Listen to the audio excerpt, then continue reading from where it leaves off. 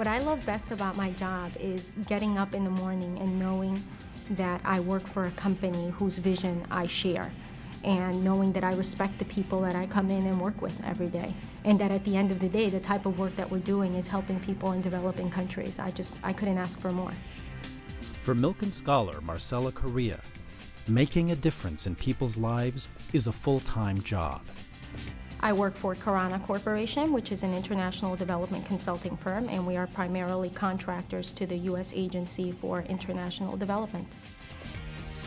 Marcela is part of our technical professional staff. That means she contributes both on the development of the proposals that we work on in order to get projects around the world, and then also in implementing projects.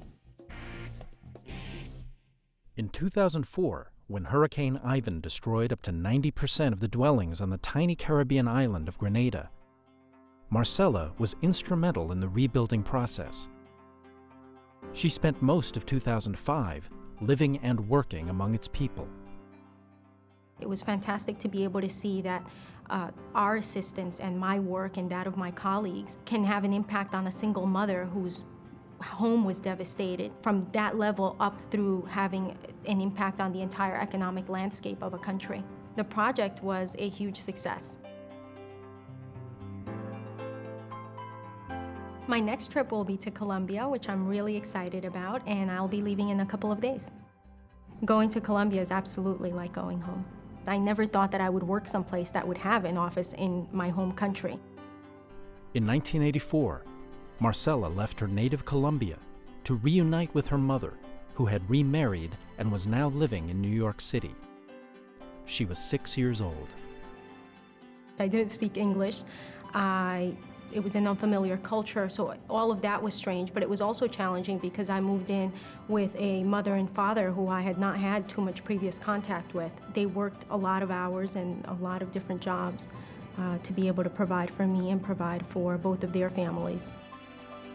In return, Marcela did her part, earning excellent grades, which led to her admittance to New York's historic Trinity School.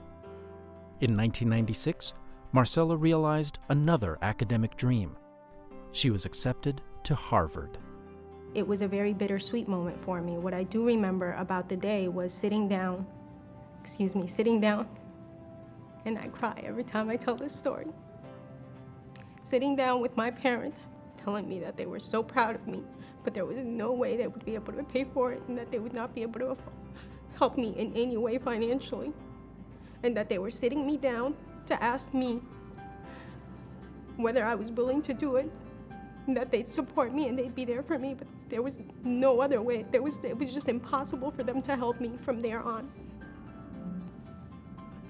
And that was hard, considering that I was already providing for myself financially since I was 14. I'm like, oh my God, can it get worse than this? I'm already working full time. But Marcela was about to discover she would not have to face her struggles alone. I was so excited when I heard that I had been accepted as a Milken Scholar, because I soon realized that indeed the program meant a lot more than financial aid, and that I was really, at first I thought I was entering a network, and then with a little more time I realized that it was a family. In 2000, Marcela graduated from Harvard with a degree in sociology. 4 years later, she received her master's from the School of Foreign Service at Georgetown University.